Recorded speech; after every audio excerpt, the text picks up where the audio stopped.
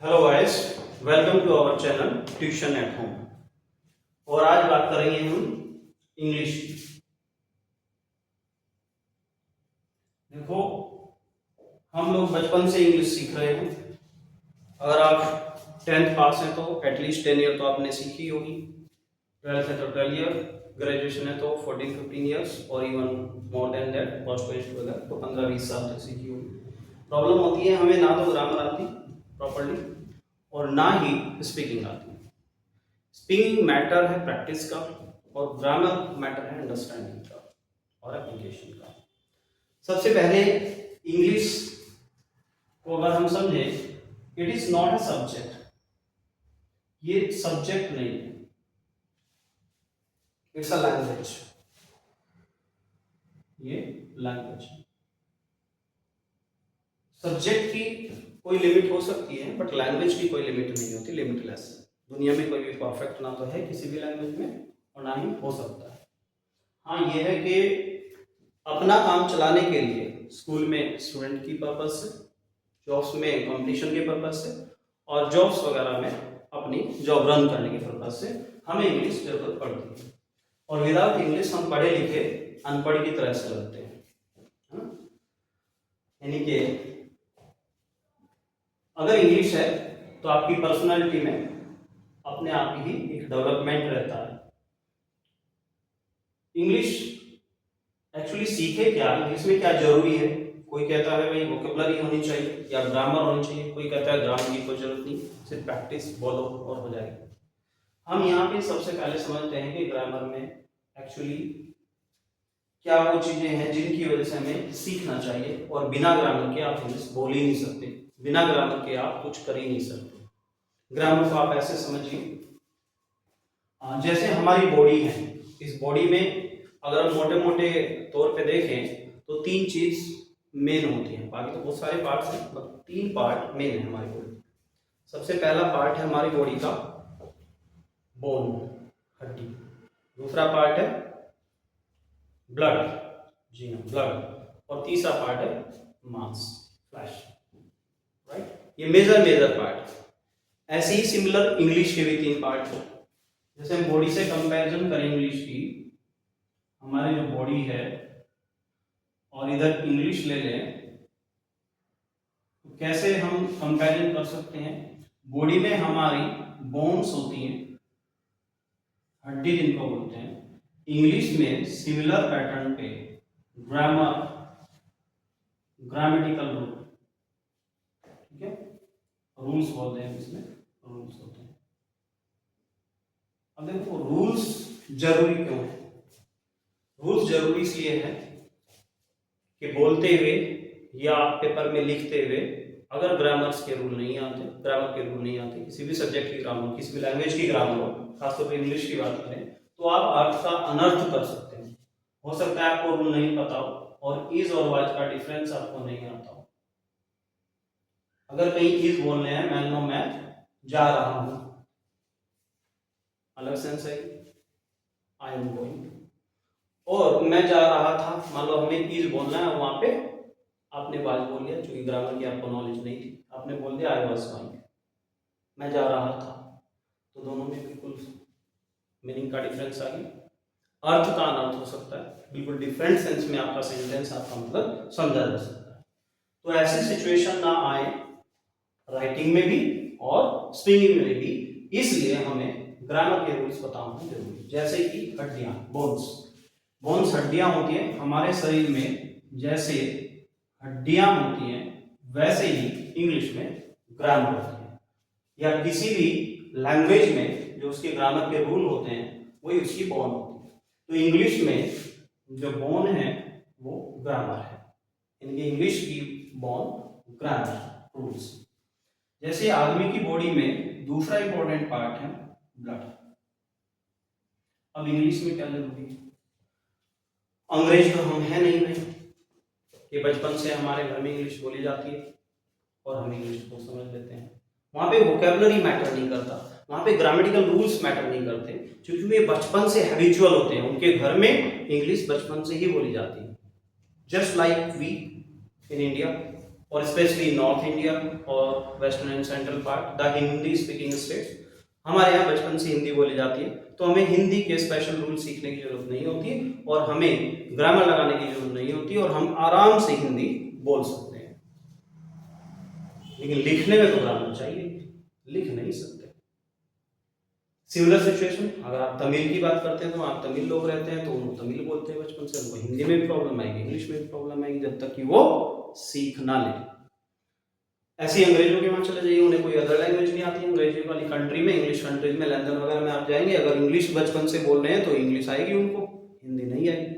Spanish या French या German नहीं आ सकती, उन्हें सीखनी पड़ेगी, उसके लिए ग्रामर भी सीखनी पड़ेगी और vocabulary भी। तो जो ब्लड का रिलेशन हमारी बॉडी में होता है, सेम वही रिलेशन लैंग्वेज के अंदर वोकैबुलरी का होता है। वोकैबुलरी मींस वर्ड मीनिंग, जिसे सिंपली हम बोलते हैं वर्ड मीनिंग्स, यानी कि हमें वोकैबुलरी अपनी स्ट्रॉन्ग करनी पड़ेगी, वर्ड मीनिंग स्ट्रॉन्ग करनी पड़ेगी। हमें पता होगा इसको मार्कर बोलते हैं तो हम बोल पाएंगे इंग्लिश में, नहीं पता इसको क्या बोलते हैं तो क्या बोलेंगे, राइट। हमें पता है इसको अंगूठी बोलते हैं हिंदी में, इंग्लिश में क्या बोलेंगे? अगर हम नहीं जानते इसको रिंग बोलते हैं तो कैसे बोल पाएंगे, राइट।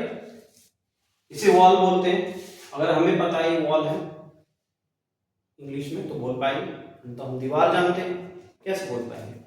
वर्ड मीनिंग चाहिए ना, वोकैबुलरी चाहिए, चाहे वो डेली प्रैक्टिस से सीखे, एक दूसरे के हम टच से, एटमॉस्फेयर से, स्पीकिंग एटमॉस्फेयर से सीखे, या डायरेक्टली में याद करनी पड़ेगी। जो हम हिंदी बैकग्राउंड के स्टूडेंट्स हैं और डिफरेंट रीजनल लैंग्वेजेस हमारी होती है, उनकी वोकैबुलरी हमारे पास होती है, इंग्लिश की स्पेशली नहीं होती है, तो हमें ये वोकैबुलरी भी कम से कम इतनी वोकैबुलरी हमें तैयार करनी पड़ेगी जिससे कि हमारी गाड़ी पटरी पे आ जाए, बाकी तो अंडरस्टैंडिंग से काम चल जाता है। तीसरा नंबर होता है प्रैक्टिस। हमारी बॉडी में होता है मांस, बॉडी में बोलेंगे मांस, और इंग्लिश में इसका सिमिलर है प्रैक्टिस। जैसे मांस बनाते हैं, मसल्स बनाते हैं, जिम जाते हैं, तो मसल्स बनाने के लिए, मांस बनाने के लिए, राइट, मसल्स मतलब मांस, तो शरीर में मसल्स डेवलप करने के लिए, मांस करने के लिए, उनको ग्रो करने के लिए हमें जरूरत होती है प्रैक्टिस, अच्छा खाना और प्रैक्टिस। वही सेम इंग्लिश में होता है कि अगर आपको इंग्लिश सीखनी है तो आपको प्रैक्टिस करनी पड़ेगी, चाहे स्कूल पर्पज से सीखें, चाहे स्पीकिंग पर्पज से सीखें, चाहे आप कॉम्पिटिटिव पर्पज से सीखें या जॉब पर्पज से सीखें, प्रैक्टिस तो आपको करनी ही पड़ेगी। स्कूल के लिए आपको राइटिंग प्रैक्टिस ज्यादा करनी पड़ेगी, स्पीकिंग के लिए आपको स्पीकिंग प्रैक्टिस ज्यादा करनी पड़ेगी, राइट।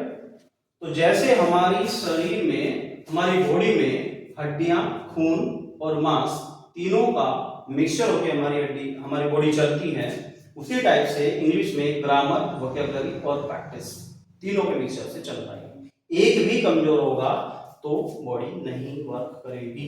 जैसे अगर हड्डियां सही ना हो, हड्डियां कमजोर हो, तो क्या हमारी बॉडी ठीक से वर्क करेगी? नहीं करेगी। अगर हड्डियां नहीं होगी तो वर्क नहीं करेगी। सिमिलरली अगर ग्रामर के रूल्स नहीं होंगे तो इंग्लिश भी ठीक से काम नहीं करेगी।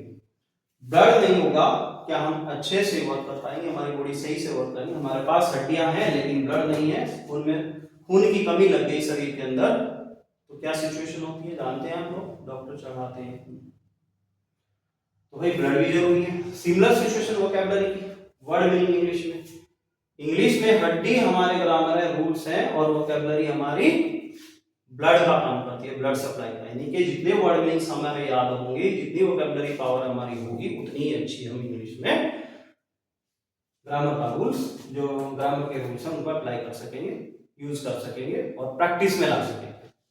मांस बनता है प्रैक्टिस से बॉडी में। अच्छा व्यायाम करो, फिटनेस के लिए एक्सरसाइज करो, वॉकिंग करो, जॉगिंग करो, जिम जाओ, तो आपकी बॉडी बनेगी, मांस बनेगा। सिमिलर प्रैक्टिस इंग्लिश में, अगर इंग्लिश की प्रैक्टिस करेंगे, राइटिंग प्रैक्टिस करेंगे, रीडिंग प्रैक्टिस करेंगे और स्पीकिंग प्रैक्टिस करेंगे, तो आपकी इंग्लिश भी उतनी हेल्दी बनेगी। समझा प्रैक्टिस का इंपॉर्टेंस? जी, practice is must, practice is must, ये जरूरी है। बहुत से लोग बोलते हैं, वीडियो चैनल वाले भी बोलते हैं, कुछ ना सीखो, ग्रामर ना सीखो, ये ना सीखो, वो ना सीखो, ऐसी आ जाएगी। अरे भाई हवा में आ जाएगी, कहाँ से आ जाएगी? कोई जादू है कि आप जादू फूंक देंगे और आ जाएगी इंग्लिश? सीखना पड़ेगा, रूल्स भी सीखने पड़ेंगे, वोकैबुलरी भी सीखनी पड़ेगी और प्रैक्टिस भी करनी पड़ेगी। नो गेन विदाउट पेन, ये तो सीखना ही पड़ेगा भाई। कोई कितना भी बड़ा धुरंधर सिखाने वाला विदाउट ग्रामर कुछ नहीं सिखा सकता, विदाउट वोकैबुलरी कुछ नहीं सिखा सकता। Practice is nothing without both these two things. अगर आपकी बॉडी में हड्डी और ब्लड ही नहीं है तो प्रैक्टिस किसकी करोगे भाई? आपको ही चाहिए। जैसे इसमें बोन्स और ब्लड चाहिए, वैसे इसमें ये चीजें भी चाहिए। तो इस बात को गांठ बांध लो, make it a point, make it a point, इस बात को गांठ बांध लो। ये भी आप नोट कर सकते हैं, याद रखते हैं, मेक इट अ पॉइंट, गांठ बांध लो इस बात की कि भाई इंग्लिश तो सीखने के लिए आपको वर्ड मीनिंग्स वोकैबुलरी चाहिए होगी और वो आपको डेली याद करनी है। अब करें कौन सी वोकैबुलरी? रूल्स कहाँ से आएंगे? देखो ग्रामर के रूल्स मैं डेली आपको कराऊंगा, एक एक रूल्स, उसके अकॉर्डिंग आप धीरे धीरे नोट्स बनाते चलेंगे और रूल्स समझते चलेंगे। बिल्कुल इजी वे में मैं आपको कराऊंगा। वोकैबुलरी मैं आपको डेली बताऊंगा कौन सी वोकैबुलरी याद करनी है, सीरियल वाइज, जहां से भी आप याद कर सके जितनी भी हो तो बेटर है, लेकिन कम से कम जितनी चाहिए उतनी मैं डेली आपको बताते चलूंगा कहां से स्टार्ट करना है। और प्रैक्टिस, प्रैक्टिस आपको जैसी मैं प्रैक्टिस बोलूंगा डेली उसी तरह की प्रैक्टिस या उससे ज्यादा आपको करनी पड़ेगी। चलिए सबसे पहले बात कर लेते हैं वर्ड मीनिंग, वोकैबुलरी कौन सी आपको याद करनी है।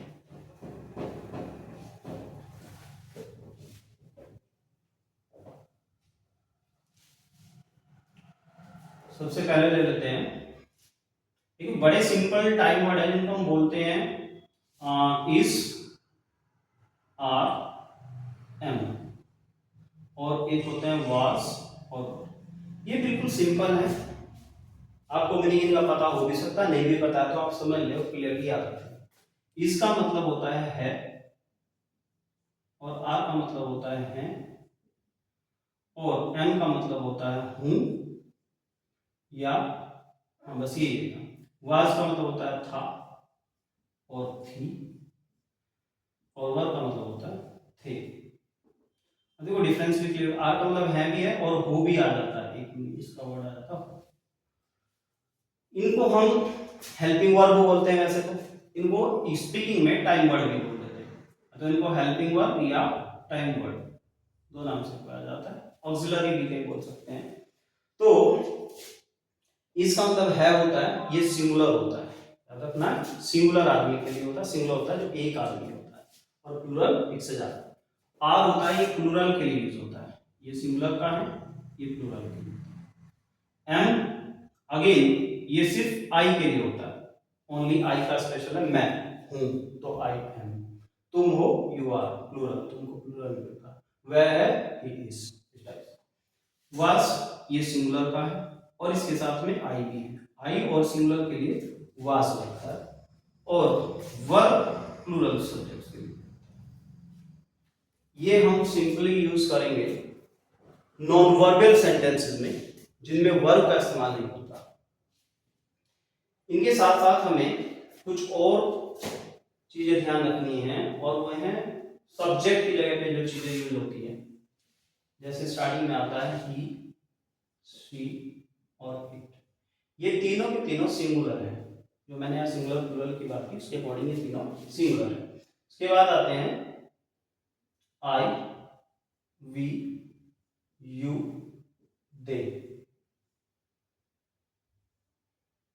ये प्लूरल सब्जेक्ट है, प्लूरल। ही का मतलब वह है और शी का मतलब भी वह है, ये मेल के लिए होता है और ये फीमेल के लिए होता है। इट का मतलब यह है, जहां सब्जेक्ट ना हो या कभी कभी निर्जीव सब्जेक्ट वस्तु के लिए लग जाता है, नॉन लिविंग थिंग्स के लिए ये लग सकता है, और ज्यादातर जिनमें सब्जेक्ट नहीं होता उनमें इट का यूज कर लेते हैं। उसके बाद में आई का मतलब होता है मैं, वी का मतलब होता है हम, और यू का मतलब होता है तुम, और इज्जत से बोले, तहजीब से बोले तो आप। दे का मतलब होता है मैं। ये सब लोग सब्जेक्ट की जगह पे यूज होते हैं। कहाँ यूज होते हैं? सब्जेक्ट की जगह पे। इनके साथ साथ इनकी एक और मीनिंग निकलते हैं जो हम अपनी हिंदी लैंग्वेज में निकालते हैं। जैसे वह के लिए हम उसने बोल सकते हैं, उसने मुझे थप्पड़ मारा, या वह अच्छा लड़का, दोनों के लिए ही का यूज होगा। उसने, सॉरी, उसने। लड़की भी वह, इसके लिए भी उसने यूज हो जाएगा। इट के लिए यह है या इसने कभी यूज हो सकता है इसी सिचुएशन में।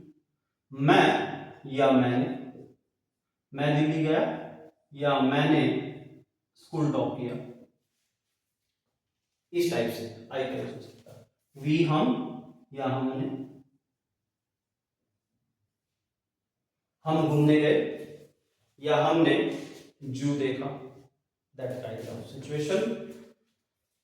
तुम या आप, इसमें हम तुमने या आपने, इस तरह से यूज कर सकते हैं। वे का वर्ड आ जाएगा उन्होंने। ये बहुत ही कॉमन सी वोकैबुलरी है जो आपको हर टाइम याद होनी चाहिए। इसको आप रट लेंगे, अच्छे से समझ लेंगे, इस सेंस में इनको हमें यूज करना है। इसके बाद हम बात करेंगे कि जब सेंटेंस में यूज करना है इन चीजों का, हमें कैसे यूज करेंगे। एक सिंपल फॉर्म में यूज करेंगे कि सबसे पहले सब्जेक्ट लिखेंगे, उसके बाद कोई भी हेल्पिंग वर्ब जो भी आनी है इनमें से आ जाएगी, टाइम वर्ड या हेल्पिंग वर्ब। उसके बाद कोई भी नॉन वर्बियल वर्ड, ये नॉन वर्ब वाला वर्ड होगा, नॉन वर्ब। और ये नॉन वर्ब में कौन हो सकता है? कोई भी नाउन हो सकता है। ठीक है, ये सिंपल स्ट्रक्चर सबसे छोटी सी, इससे हमें स्टार्ट करना है। इस फॉर्मूले को आप याद रखना। वैसे तो पूरी इंग्लिश हम एक ही फॉर्मूले से सिखाएंगे, आगे बताएंगे वो कैसे। वो ज्यादा भारी भरकम कॉम्प्लेक्स इंग्लिश, बहुत सारे फॉर्मूले रखने की जरूरत नहीं है। यहाँ पे हम केवल एक फॉर्मूले से पूरी इंग्लिश सिखाएंगे, पूरी इंग्लिश A to Z। ये हम दावा कर रहे हैं, ये करके दिखाएंगे। तो नॉन वर्ब जो होते हैं वर्ड, इनमें कौन कौन आ सकता है? इसमें किसी का नाम आ सकता है जिसको हम नाउन बोलते हैं, नेम हो सकते हैं, या कोई पोस्ट हो सकती है, या कोई वोकेशन, कोई व्यवसाय हो सकता है, या कोई प्रोफेशन हो सकता है, या कोई फीलिंग, या बोलेंगे हम रिलेशन हो सकते हैं, रिलेशंस, या कोई कंडीशंस हो सकती हैं। देखिए वो सारे वर्ड जो हम एज ए नाउन यूज कर सकते हैं वो यहाँ पे हो सकते हैं नॉन वर्ब सिचुएशन में। फॉर एग्जाम्पल नाउन है, नेम्स है कि जैसे मेरा नाम संदीप है, तो संदीप एक नाउन है, ये नेम यहाँ पे यूज हो सकता है, मैं संदीप हूँ, आई एम संदीप। पोस्ट, पोजीशन, जो हमारे पद होते हैं, पद बोलते हैं उनको। मान लो कोई अकाउंटेंट है तो अकाउंटेंट लिख सकते हैं। कोई क्लर्क है, क्लर्क लिख दीजिए। पायलट है, कुछ भी है। कोई वोकेशन, मान लो डॉक्टर है, प्रोफेशन है, कोई टीचर है। मान लो रिलेशन, कोई फादर है, मदर है, टाइप के वर्ड्स। रिलेशंस, मान लो फ्रेंड है, अंकल है, आंटी है।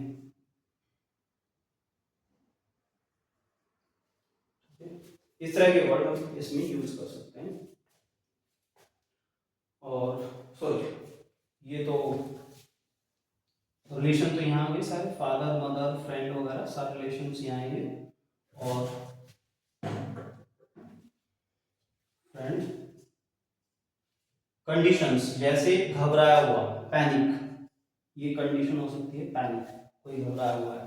हैप्पी, खुश, सैड, ये इस टाइप की कंडीशन हो सकती है, ये यहाँ से कोई और भी एक आध हो सकता है ऐसे सिचुएशन।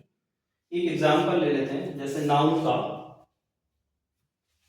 कैसे, मान लो मेरा नाम संदीप है, सेंटेंस क्या हो सकता है, मेरा नाम संदीप है, या मैं संदीप हूं, ये ले लेते हैं, मैं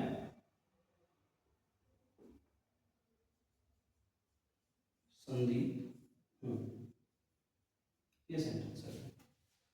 क्या बनाएंगे, सबसे पहले सब्जेक्ट आई होता है, हूं यहां से देख लेंगे, am, Sandeep third number, non verb, noun, एक noun Sandeep, I am Sandeep, sentence complete, got it. बाकी की प्रैक्टिस नेक्स्ट वीडियो में करेंगे। ये पूरी हम सीरीज बनाएंगे, सीरीज में इंग्लिश सीरीज 1 2 3 ऐसे हम इनका नंबरिंग करेंगे, आप सीरियल वाइज देखेंगे और नोट्स तैयार करेंगे। इसकी प्रैक्टिस नेक्स्ट वीडियो में करेंगे।